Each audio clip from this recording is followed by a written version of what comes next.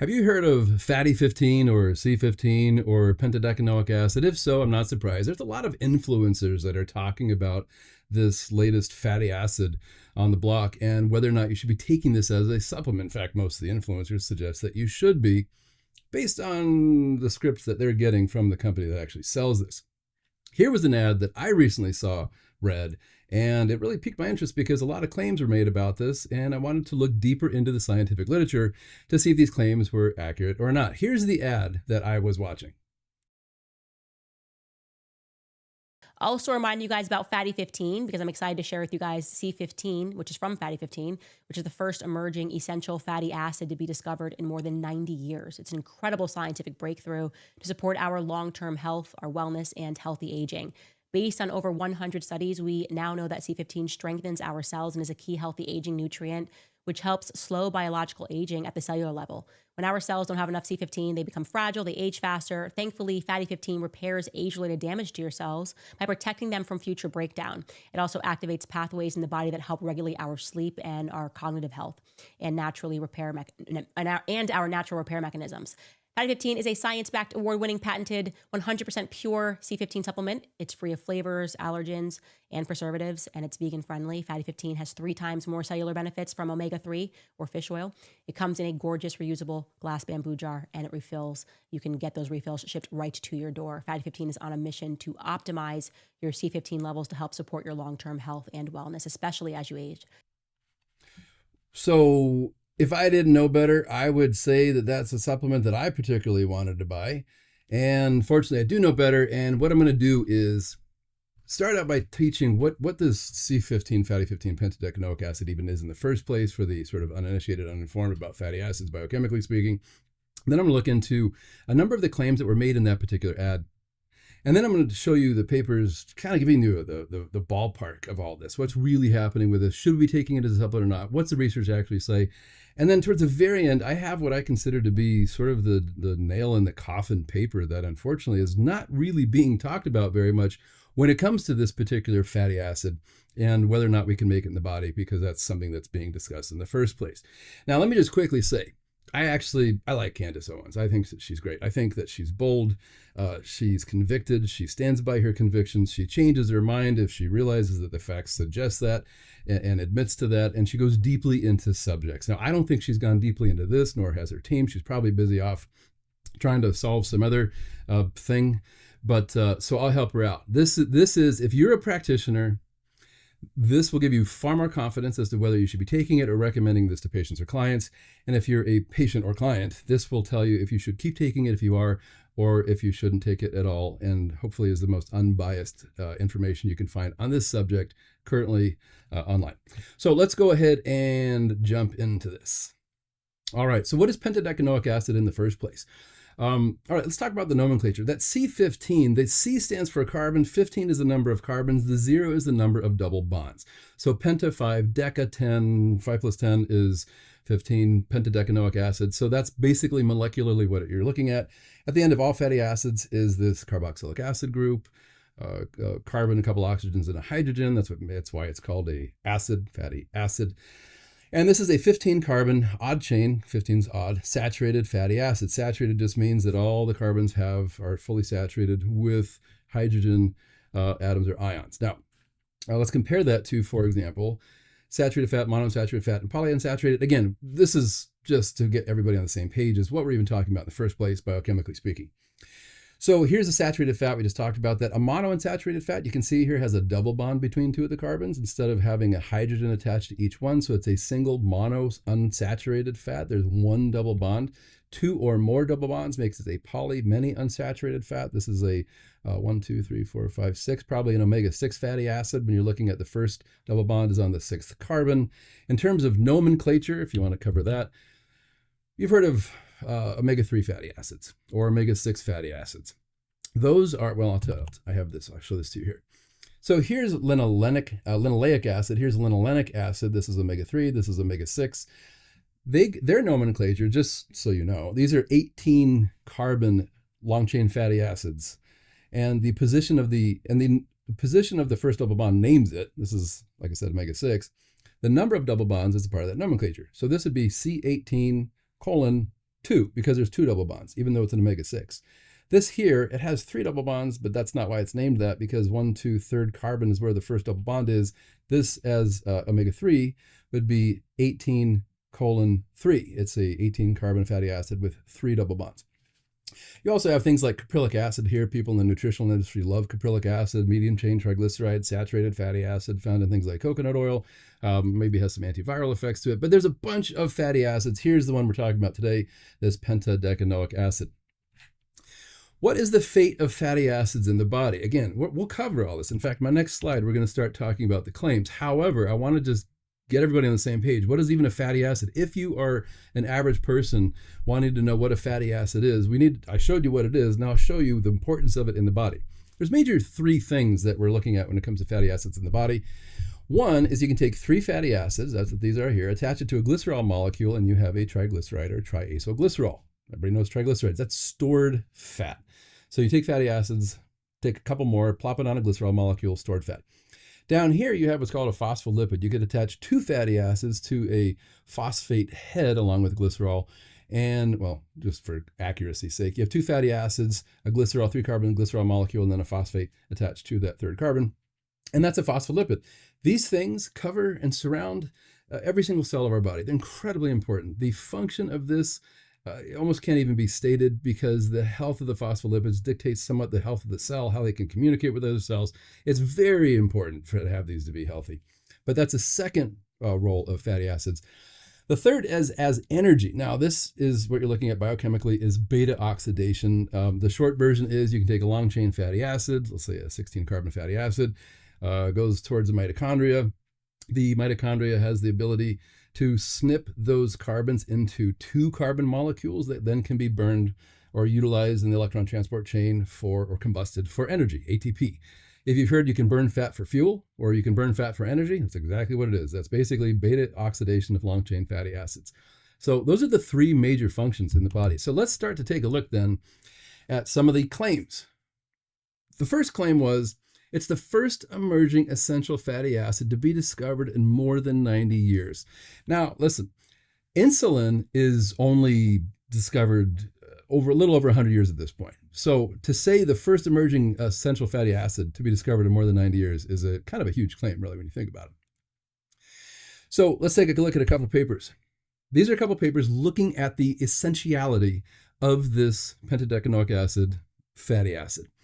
The efficacy of dietary odd-chain saturated fatty acid, pentadecanoic acid, parallels broad associated benefits, health benefits in humans. Could it be essential, is the question. Here's another one. A little bit newer, 2023, pentadecanoic acid, an essential fatty acid. Now it's claiming that it's essential. Now, this is important. Shares clinically relevant cell-based activities with leading longevity-enhancing compounds. Wow, that sounds like a great one. But here's what I want to point out. This Stephanie Van Watson is on both of these papers, and she co-authored these with a couple more people. Now, I'm just going to be real clear about this. I don't know who she is. I know nothing about her. I haven't researched her. I'm not interested in researching her. I like to look at what the data says, and I'll show you her conflict of interest. She is the author or co-author of a whole bunch of papers on this particular topic. I'll show why. I don't even know what she looks like. I couldn't pick her out of a lineup. I literally know she might be the most wonderful, lovely human being in the world with wonderful and great intentions. I don't know. She has a vested interest in this, which I'll show you here. At the end of some papers, what they should have is competing interests or conflict of interests. Now, what you can see here is competing interests in that first paper. SV is her, is a co-founder and employed by Epitractor and Seraphina Therapeutics, which financed studies in this paper and hold exclusive licensing rights from the U.S. Navy to commercialize odd-chain saturated fatty acids, pentadecanoic acid, as human and animal health products. Lumpkin, the other author, was work related to the study was also financed by Epitractor. And then Dennis, third author, is a member of the Scientific Advisory Board for Epitractor and holds equity. Now, what this means is that there's financial benefit of them in terms of the patented supplement that they're selling called Fatty15. The second paper, same deal, different authors. She is the co-founder. We already read this one, but the second author is a co-founder and consultant of Seraphina Therapeutics. Now, here's the thing that I just want to make clear. Again, I don't know these people. I don't know. I haven't looked into them. I'm not interested in that. What I'm saying from just purely a data perspective, there is inherent bias. When you are profiting off of, when you own or co-own or are paid by the company that sells a particular product that is being discussed in a scientific paper, there is inherent bias automatically. And I told you the kind of nail in the coffin study, I'll show you at the very end of this video, is interestingly never referenced. It's from 2022, never referenced in any of their papers. That's interesting because it kind of conflicts with this whole essentiality thing. And remember, that's the first claim we're going into right now. Is this an essential fatty acid? Which, by the way, I should state, what makes something essential in the body? It's two characteristics. One, your body can't make it in sufficient quantities. That's important. It might not be able to make it at all. In humans, we can't make vitamin C. We can make small amounts of niacin, but not sufficient enough for number two, health and proper physiology. So number one, we can't make it in sufficient quantities to number two, have proper health and physiology function. That's what makes something essential. Vitamin C is essential. We can't make it and we need it. Curcumin, we can't make it. And I know a lot of people would argue with this. That's fine. We don't need it. Okay? It might have some health benefits, but we don't need it. Niacin, we can make it in small quantities, not enough, and we need it. Therefore, niacin is considered to be essential. Anyhow, so let's jump back into this. So there is inherent bias. Are they cherry picking studies? I don't know. Are they fudging the data? I don't know. Are they leaving out the papers that are derogatory towards their point? I don't know. It doesn't matter to me. I'm saying that there is bias, and thus people need to read some of these papers or reference some of these papers with caution. So off of them though, so we're still talking about, is it essential or not? So this was a review paper looking at pentadecanoic acid. And they said that one possible mechanism for endogenous production, that means you're making it yourself. Endogenous means from the inside. Exogenous is getting it from the outside. Endogenously, we make testosterone. Exogenously, we can inject testosterone. For the endogenous production of odd-chain saturated fatty acid is alpha-oxidation. Now, I just talked about beta-oxidation. Alpha-oxidation just is chopping up a long-chain fatty acid at the alpha carbon. That's the only difference. It doesn't happen as much in the body, as much as beta oxidation in the mitochondria for fatty acid combustion, but it exists. I'll show you an image from this in just a second. So it involves the activation, then hydroxylation of the alpha carbon, followed by the removal of the terminal carboxy group. Now, in English, or graphically, here's what they're showing. So here's the alpha oxidation pathway. I think this is a 16 carbon fatty acid, if I were to count. They're taking alpha carbon here, decarboxylation, and then what you end up with is a 15 carbon potentially saturated fatty acid. So we're asking, the big question is this essential in the first place? Well, we apparently make it in a little bit through possibly alpha oxidation. There's a second way that another paper talks about. So if this molecule here leaves after the alpha oxidation pathway, then we can produce it. In high enough quantities, it's questionable, but we make it. Here's another paper, and this talks about the two mechanisms now, two possible pathways for odd-chain fatty acid synthesis. And actually, I should just take a quick step back. Biochemically speaking, we have a process called lipogenesis, lipid, fat, genesis, formation of. And biochemically, the way the body typically does it most often is it will take a 2-carbon, I mentioned beta oxidation breaks it down into 2 carbons. Well, we start with 2 carbons, and we just start to add to that if we're not getting it in our food. So we can make fatty acids, usually 16 carbon fatty acids, adding 2 at a time. So keep note of that, because this paper says 2 possible pathways for odd-chain fatty acid synthesis have been mentioned, including either alpha oxidation of even number fatty acids, or de novo, that's from scratch, let's just say, synthesis from propionyl-CoA as starting molecules. More specifically, odd-chain fatty acid is produced by alpha carbon removal from the de novo lipogenesis end products, 16 or 18 carbons. There's that nomenclature we're talking about, followed by decarboxylation, taking a carbon off, to produce either 15 or 17 respectively. Now, real quickly about this propionyl-CoA. So like I said, most of the time, the body starts taking an acetyl-CoA molecule, 2 carbons, and putting a whole bunch of those together, and you get an even chain. But what if you were to start the production with a odd-chain fatty acid, like three carbons, like propionyl-CoA?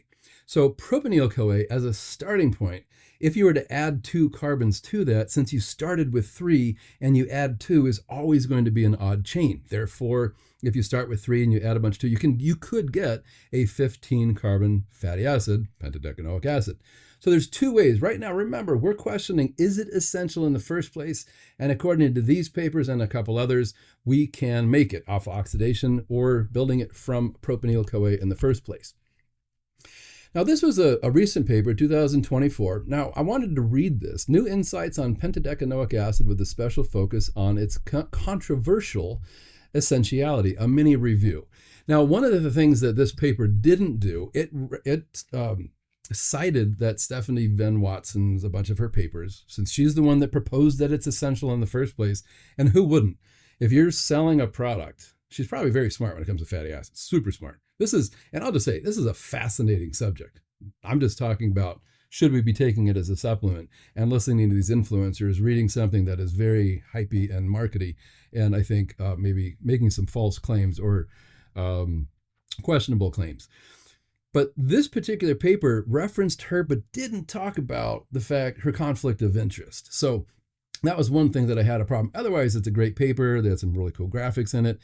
And they are kind of pro-essentiality of this. So that was their paper. I wanted to show you what they said, though, is that essential fatty acids are described as not being endogenously synthesized. You can't make them inside. Insufficient, the right amount, and required quantities to maintain physiological health. So they're saying that the 2-piece, it's essential if you can make it, but not enough to, or in order to, number 2, maintain optimal health.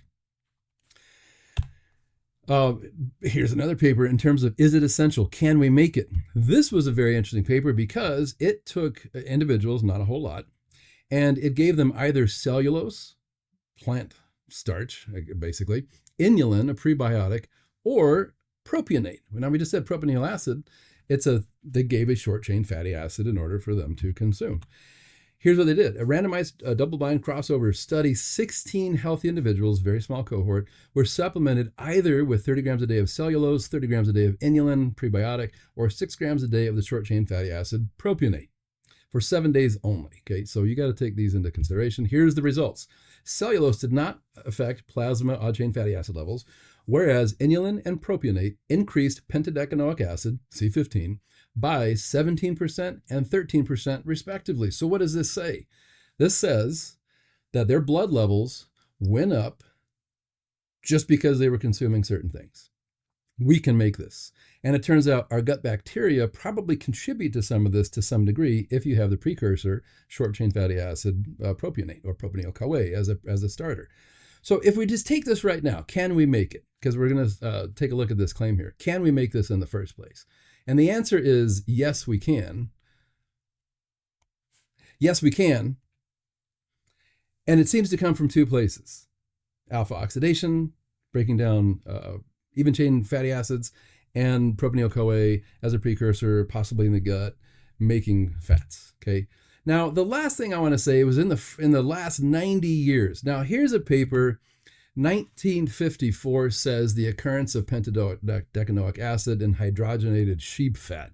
This isn't new. This I can keep saying this isn't new. So what was that initial claim? The first emerging essential fatty acid we discovered in more than 90 years. Now, I put in reality, pentadecanoic acid is produced by the body. Insufficient quantities? That's questionable, I'll be honest. But its essentiality has not yet been scientifically accepted. Now, this is just the beginning of this story. This is going to add as we go along.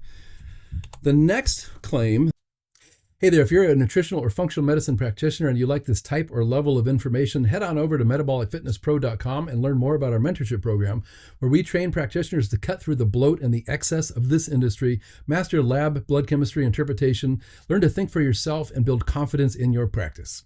That I wanted to cover was, it's an incredible scientific breakthrough. Now, I'm not going to go into great detail. We already saw this paper. This paper said that historically, pentadecanoic acid was considered to be, actually odd chain fatty acids were considered to be, they didn't do anything. It wasn't even important biologically. They used them for some testing methods you can see here. And it says, it was thought their concentrations were insignificant in humans. However, it's been thought that increased consumption of dairy products, which is where you find the majority of pentadecanoic acid, has an association with increased blood plasma odd chain saturated fatty acids. However, there is currently no direct evidence, but rather a causal association through epidemiology studies, which we'll talk about. So, is this an incredible scientific breakthrough? I say it's certainly interesting, but more of a scientific advancement than an incredible scientific breakthrough. Here's the deal. In science, people discover things and then maybe realize that they do something else. Science is constantly advancing, constantly making new discoveries, finding out that what they talked about was completely wrong, maybe need to be modified a little bit. Take, for example, the gut hormone GIP. They had to rename it because when they first discovered it, they thought it did something and then it did something else. And so they tried to rename it using the same acronym GIP. Things change in science. Is that a revolutionary, incredible scientific breakthrough? I don't think so. It's a discovery. It's an advancement. So when it comes to this was discovered in the 50s, potentially. It's found in butter fat and milk fat and dairy products. They didn't think that it was really significant. Then it turns out there's some studies where the higher the levels in someone's blood decrease the risk for certain diseases, suggesting that maybe it's beneficial in some way. But is that an incredible scientific breakthrough? I personally don't think so. Maybe to some people, it's interesting. Biochemistry is always interesting. So the next claim, if you heard, was based on over 100 studies. Well, gosh, then that clearly sounds like this is something that we could probably rely on. Let's take a look at what we say here. So if you go into PubMed, what I did is I typed in pentadecanoic acid in the title, not just talked about in the paper, in the title. Now, I'd added a filter here for humans, and if you notice, there was 103 papers currently in PubMed that have pentadecanoic acid in the title, and it has to do something with humans. That's over 100 studies, okay? I'm not going to disagree with that. If you don't do the human part, I think it was, you might have had like 400 studies, okay? So there's a lot of studies on this. It's an interesting fatty acid.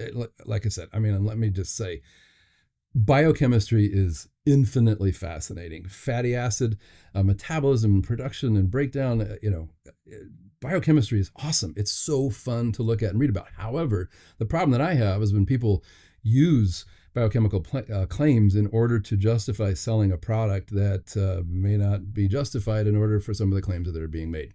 All right, so that's that, but let's take a look.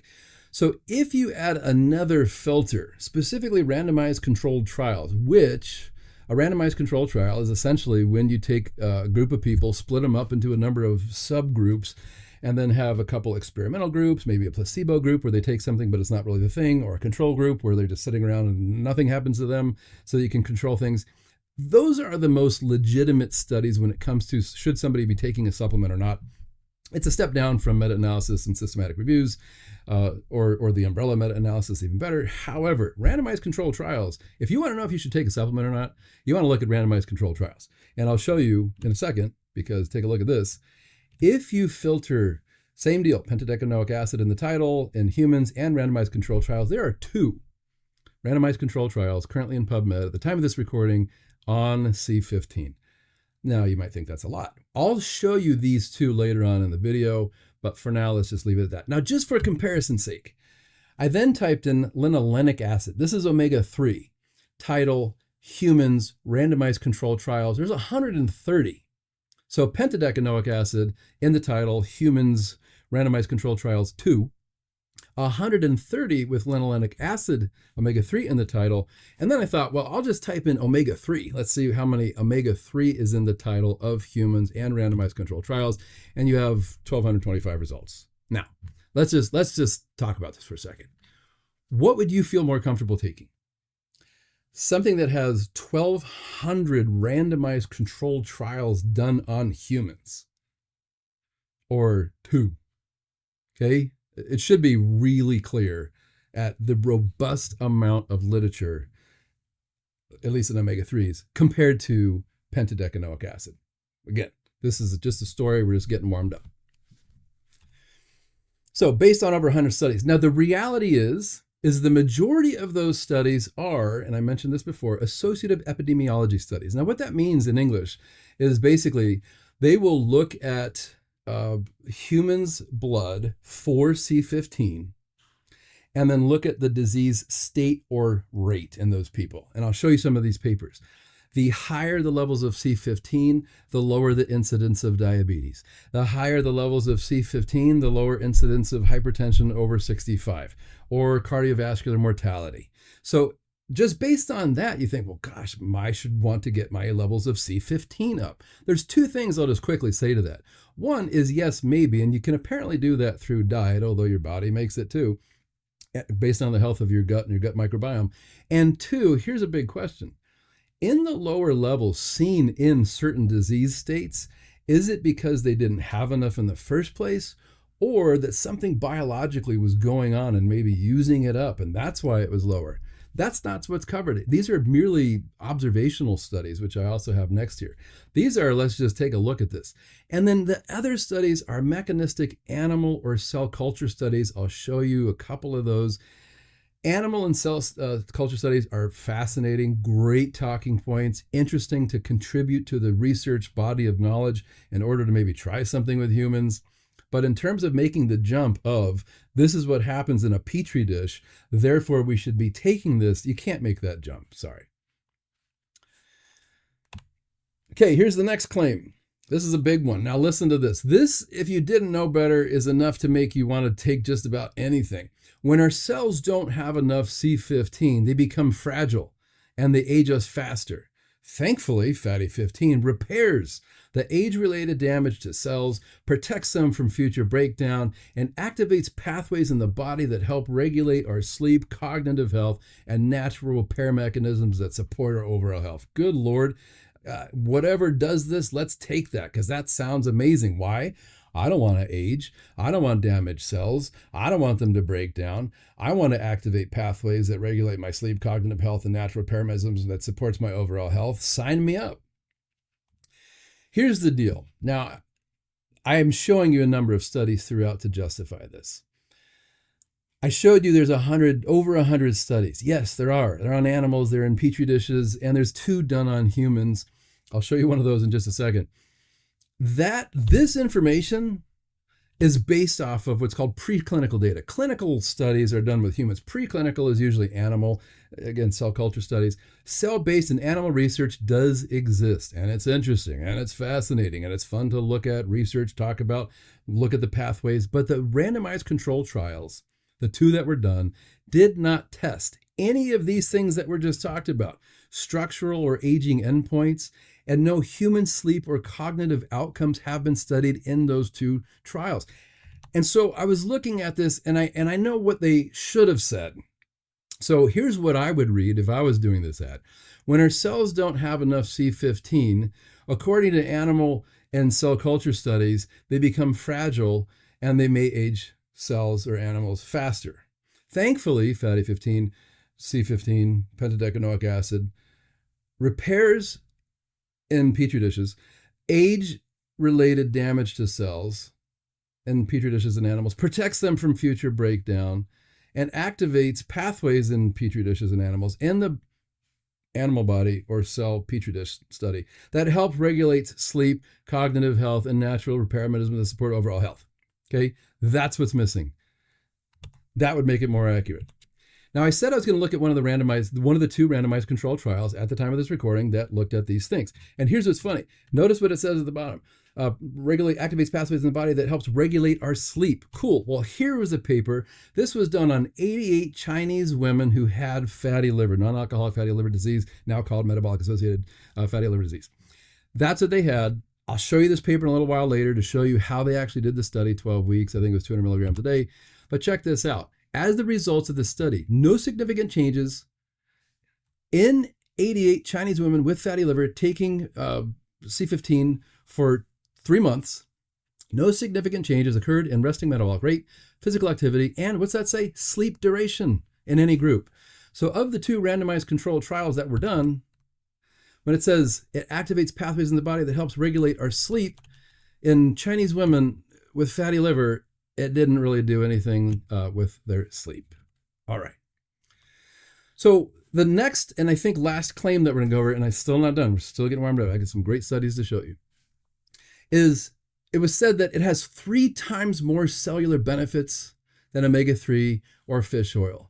And here's my issue with this. Again, I like Candace. I think she's great. But she's reading this script that probably came from the company that sells this, that it's so misleading. That makes it sound like, well, sheesh, I've been taking omega-3 fatty acids for a few years because there's 1,200 randomized controlled trials done on humans on this, and there's a number of different health benefits that I'm trying to get from this. But now this is better? Something's 3 times more cellular benefits? Why am I not taking this? Heck, I could just throw out my omega-3, despite the fact that there's over 1,000 human randomized controlled trials done on this. Okay, that's the issue. This is serious. It's very misleading. And there's that phrase, the fear of missing out. The supplement industry is so good at this. Let's tell you that there's something that your body might have, it might not have, whatever. And that if you're deficient in it, you're going to die soon, or you're going to age, or your skin's going to look bad, or your hair's going to fall out, or you're going to have mood issues, or you have no more lip, whatever. Oh my gosh, well, I need this thing. This to me is very misleading, saying that it has 3 times. But then the question becomes, where did this claim come from? Well, let's look at the single solitary paper that I could find that was based off of this, or that this claim was based off of. Number 1, take a look at the author of the paper. And I probably shouldn't say this. I really, truly mean no disrespect. The second author was Camden Butterworth. And the fact that pentadecanoic acid is found in high quantities in dairy, specifically in butter, and the name's Butterworth. And if my last name was Butterworth, I would probably research pentadecanoic. My name's Walsh. I mean, what are you going to do with that? But I think that's fantastic. So I do like that. Probably not the first time Camden's heard that. My apologies. I didn't mean to be rude. But notice the author, Stephanie Van Watson. Okay. And now this paper, let me just be real clear on this. This is the paper. This is the only paper that claim about it being 3 times more potent, better for cells than omega-3. And I want to just show you this thing. So this paper was done in a cell culture petri dish study. It's called Biomap. And that's what it was done. They took, and I'll show you kind of how they did it here, but they looked at a whole bunch of different types of cells and then a bunch of different biomarkers in the cells. And this isn't necessarily how this happens, I'll be honest. But just imagine you have some human cells, you put them in a petri dish, and you bathe them in certain amounts of pentadecanoic acid, or in this case, they compared it to EPA or omega-3. And you put differing amounts. So you might have a few petri, and this isn't how it happens, but just for illustration's sake. You have different petri dishes with certain cell lines in them. They use 12 different cell lines, I think. And then you put various amounts of EPA or pentadecanoic acid into the cells, and they bathe in them, and they swim around, and you see how they act. Do they die? Do they get happy? Do they get damaged? Do they get repaired? And that's basically how this does. Human cells, cell lines in petri dishes with certain exposure to various amounts of EPA or pentadecanoic acid. Okay, so what did they find? Again, I show you these papers. You can grab most of them. You can read them. C15 was non-cytotoxic at all concentrations and had dose dependent, which means the higher the amount used, the greater these observed events, a broad anti-inflammatory and anti-proliferative activities involving 36 biomarkers across 10 of the 12 cell systems they looked at. In contrast, EPA was cytotoxic, toxic to cells in 4 of the 12 systems at 50 micromolar, which is concentration amount. Just it's add in drops. It's not really drops, but just for argument's sake, okay? Because they have another one coming up in a second. Again, that's not exactly accurate. It's micromolar or micromolar per liter. While 12 clinically relevant activities were shared between C15 and EPA at, let's just say, 17 micromolar or 17 drops less, C15 had additionally 26 clinically relevant activities above and beyond EPA, especially anti-inflammatory, that were not present in EPA. Now, what does this basically say? This is saying C15 was never toxic to cells at any amount, and at the same dose as EPA went head to head with it but even did more great stuff. Of 28 of the something like 142 different biomarkers that they looked at. All right. So based on that, now again, what are we talking about here? Let's just go back to this claim. Has 3 times more cellular benefits than omega-3 or fish oil. That's where they're getting this from. In human cells, bathing them in certain amounts of C15 or EPA, they observed various effects and then said, well, it has 3 times more effects in human cells in a petri dish. And also, how much is this 50 micromolar versus 17 micromolar? That's the big question. Well, if EPA is toxic at this level, how much EPA do I need to take in order to receive this toxic effects on 4 of 12 cell lines? I don't want my cells to be toxic taking EPA. That sounds horrific. So then what I did is I took a look at this paper, the pharmacokinetics of EPA in plasma. This is a good paper. And red blood cells after multiple oral dosing with prescription EPA in healthy subjects. Cell culture study, human study, okay? And here's what this paper found. Mean plasma, we'll dissect this a little bit. Mean plasma EPA increased from 19 micrograms per milliliter to a peak of 366 micrograms per milliliter at 5 hours post-dosing 4 grams of EPA a day for 28 days. So what does it say? Their blood levels went up quite a bit by taking 4 grams, only 4 grams a day. Now you may think, all right, well, how does this 366 micrograms per milliliter? That's not micromoles. It's a different calculation. And I'll be honest, this is not my area. I have to kind of figure out I'm not a chemist. If someone's watching this and they're a chemist, they want to corroborate this for me, go ahead. But what I did is, if you take that 366 micrograms per milliliter and you figure out the molecular weight of EPA, what you basically come up with is, ready for this? 1.2 micromoles, sorry. Now, how toxic was EPA in that study? 50 micromoles in cells. How much, and this was, okay, so let's just get this straight. This is important because they're saying, wow, it's toxic, and 4 cell lines of 12. Okay, that's at 4 grams a day. You get up to about 1.2 micromoles, I think. So you'd have to take 50 grams, 100 grams of EPA a day for hundreds of dollars. You'd probably have bleeding disorders. You'd probably have immune system issues. It'd probably make you nauseous. Nobody's going to take that much. Hopefully, nobody's taking 100 grams of EPA a day. And even then, the chances of all of your cells in your body reaching that 50 micromolar level, probably not going to happen. Again, if we have any chemists or lab nerds watching this, you want to tell me if I'm right or wrong on this, go for it, because that's the best I can figure out. But my point remains. If we go back to that claim, what it's saying is it's 3 times more beneficial to cells, according to cells who are swimming around in a bathtub of C15. Okay, it doesn't work that way in the human body. It's an artificial environment. It doesn't talk about physiology. It doesn't talk about the metabolism of fatty acids. It doesn't do any of that stuff. You can't make that claim. In fact, based on cell culture studies, not humans, I think it's an extremely myopic claim to make, very markety, very hypey, very sort of throw out your omega-3 for, look out, bacon, here comes something meaty, or whatever the heck the commercial was. All right. So where are we so far? That's based on the claims. I think I covered them pretty well. The next question is what does the science really say about this? And I'm trying to be as non-biased as I can on this. So let's go ahead and take a look at the science. What you're about to see is, I think, 5 papers that were those associative, correlative is what I was going after, papers that looked at human beings, their levels of pentadecanoic acid in the blood, and incidence of disease. Okay, so here's the first one, and I'm going to go through these quickly. These papers do exist. I do think this suggests that higher levels of C15 in the blood seem to be beneficial or protective, unless in a disease state we're utilizing them more, and that's why they tend to be low. The question then becomes do you try to increase them, or is it just low because it's low? It's because it's being used up. Again, we got one more paper towards the end that I think is kind of the nail in the coffin.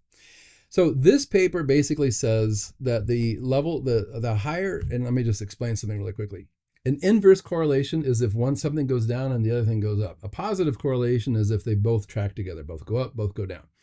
All of these papers basically show the same thing. There's an inverse relationship between serum or plasma levels of C15 and incidence of disease. So this first paper that I'll show you again, the lower the level of C15, the more the incidence of diabetes. Okay. So here we have that paper. The lower the plasma C15 levels, the higher the incidence of type 2 diabetes. There's another one. This was a meta-analysis that found the same thing. The lower the level of C15 in the blood, the higher the incidence of diabetes. This was done in hypertension. The lower the level of C15, the greater the risk or prevalence of hypertension. When they did some data crunching on this, what they found was, especially in those older than 65. Here's another one. This was liver fat in children. Found the same thing. Lower levels of C15, more liver fat in children. And finally, something I want to point out here. Look at the title. Biomarkers of dairy fat intake. This is not supplementing. None of these were doing supplementing.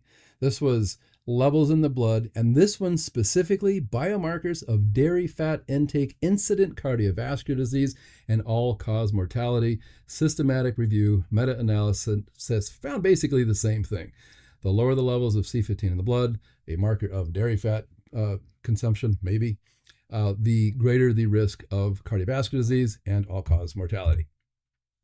Now I'm going to cover briefly the 2 randomized controlled trials done on humans using supplemental C15. This is what we're after. What do these say? Because the outcomes of these, depending on the number of people in the study, depending on the inclusion criteria, depending on the endpoints, we can actually gain some information from this. This was 30, small cohort-ish, overweight and obese young adults around age 20 plus or minus about 2 for 3 months of 200 milligrams a day of C15 supplementation. Okay, so this is people younger, overweight and obese, and there's an exclusion criteria that I thought was interesting in this paper. So there's 2 main outcomes. Number one, not surprisingly, the plasma C15, the blood levels of C15 went up in the treatment group versus the placebo group. Kind of expecting that. But here's what's very interesting. Only participants who reached greater than 5 micrograms per milliliter of C15 in the blood showed improvements in liver enzymes, AST and ALT went down a little bit, and hemoglobin went up a little bit. Not everybody taking this is big, taking the same amount of the supplement, not everybody achieved the same amount of plasma levels. What's happening from a absorption perspective? What's happening from a metabolism perspective? Why didn't it go up the same amount in everybody? And only when it went up a certain level or greater than that level were there improvements seen. Below that, there weren't. And let me just say really quickly about this. This was an interesting exclusion criteria for this paper. Exclusion criteria is they'll take a group of people, 20 some odd year old, obese and overweight, and then they'll leave out certain people because they don't want them in the study for some reason. Maybe they're taking other medications, maybe they have other diseases going on. In this case, they excluded people. They asked them all to do a food intake first, and anybody who is consistently eating more than 250 milligrams per day of pentadecanoic acid, C15, they didn't want in this study. They left them out. People that were already eating a fair amount, that were still overweight, obese, and around 20 years old, they left them out. Why? Why did they do that? Because they wanted to see what happened in deficient people when they gave it? Did people that were eating 250 milligrams per day have the same liver enzymes, hemoglobin issues, or was it less pronounced because they were eating it in their diet? That's a very interesting piece of this that I think was left out of the study. Anyhow, the second study I talked about before, 88 Chinese women with fatty liver for 3 months, 300 milligrams this time of fatty liver supplementation. And this grouped them into 3. One group followed a kind of modified Asian Mediterranean diet plus C15 supplementation. The second group was the Mediterranean diet with no supplementation. And then the third group was a control, eat what you want, don't take anything, you're just the control. We're going to see how much these other groups change compared to you. So there's the paper. The outcomes, both groups, both the group 1 and group 2 on the Mediterranean diet, lost weight, about the same amount. They both improved their cholesterol. Their GGT, which is a great marker, by the way, it went down. Wonderful. Triglycerides went down on both groups. Diet. The C15 group did reduce their LDL cholesterol a little bit more than did just the Mediterranean diet group, and that's kind of the only difference between the two that I read. Not the diet had a better effect on all those things because the C15 group had a little bit of effect, but nothing to necessarily write home about. Now, here is the final paper that I want to cover, because this is the one I was talking about that I think is the most interesting of all. Dietary and plasma, and by the way, I'll say this now. This paper that I saw was not referenced in any of those other papers written by people that have a vested or financial interest in the outcomes of these studies. Never referenced. And when I show this to you, you might see why. This was dietary and plasma phospholipid profiles in vegans and omnivores, results from the risks and benefits of a vegan diet study. Okay, cool study. Here's what they did. Now let me walk through this a little bit. There were 36 vegans in this paper and 36 omnivores. This was how much in milligrams per day on average, and here's the total amount based on the people, of pentadecanoic acid they consumed. Okay, so in 36 vegans, on average, they consumed about 20 milligrams of pentadecanoic acid per day. Some consumed less, one of those 36 consumed a little bit more than sort of that average. Now check this out. Omnivores, on the other hand, ate on average about 481 milligrams of pentadecanoic acid per day. That's kind of a lot comparatively. And then when you look at the spread, one person ate as low as about 348 and someone ate even more, but it averaged out at about 481. Now, let me be really clear on this. This is a 24-fold times kind of redundant, increase or more consumption of pentadecanoic acid than the vegans. 24 times more, okay, if you just do the math. 24 times more pentadecanoic acid, okay? Now, remember that. They're eating way more, like not even close. But check it out. This is what's really great. This was measuring the percentage of fatty acids in plasma phospholipids, that the fatty acid, in this case that I highlighted, being pentadecanoic acid. Now check this out. Remember, 24 times more pentadecanoic acid in the diet. But when you look at this is 15% and 25% of the fatty acids of plasma phospholipids, and I showed you what a phospholipid was a long time ago. 15% versus 25%. That is, if you do the math, only about a 1.7 times difference. Now let's get this straight. Omnivores, according to this paper, were eating 24 times more pentadecanoic acid in their diet than vegans, but only had, let's just say two times more the amount of pentadecanoic acid in the blood. Which, when you go back and you look at the vegans, where's that coming from? They're not eating it, not very much of it. Are they making it? This paper went on to say, in the past, C15 and C17 might have been wrongly attributed to dairy product intake alone. Rather, they can be synthesized endogenously, we talked about that, either by elongation of shorter odd-chain saturated fatty acids. That's taking propionyl-CoA, 3 carbons, adding a bunch of acetyl-CoAs, acetyl-CoA, 2 carbon molecules onto it, or by chain shortening, alpha-oxidation of very long-chain fatty acids. We talked about both of those things. They said it also might be converted from some things that you can find in plant-based sort of fatty acids, call it that. Accordingly, recent study findings from the EPIC Potsdam study also noticed a heterogeneous integration of odd-chain fatty acids in different lipid classes, for example, triacylglycerols, free fatty acids, cholesterol esters, and phosphatidylcholines. This suggests that odd-chain fatty acids are subject to complex metabolic regulation, which is really scientific words for we don't know as much as we think we know about it. And if all you have is 2 randomized controlled trials on this thing that a bunch of influencers are making money off of and promoting, do we need to really be taking that? So then the question becomes, can you get it from food? Now, I didn't find a lot of papers on that. If someone's watching this and want to show me some papers on that, that's cool. C15 as a saturated fatty acid, typically that I've seen, represents about 1 to 2%. Depends on the paper. Sometimes it's a little bit lower, 0.7. And I think I saw up to 2.1% of total fatty acids in dairy fat. That means that if you drink 1 cup of whole milk, approximately 8 grams of fat, you might be getting 80 to 140 milligrams of C15. A tablespoon of butter might be around 11 grams fat. You might get 110 to 190 milligrams, depending. There's a whole bunch of stuff that goes into this, of course. It's complex. Or some cheddar cheese, same deal. So can you get it? So here's the question.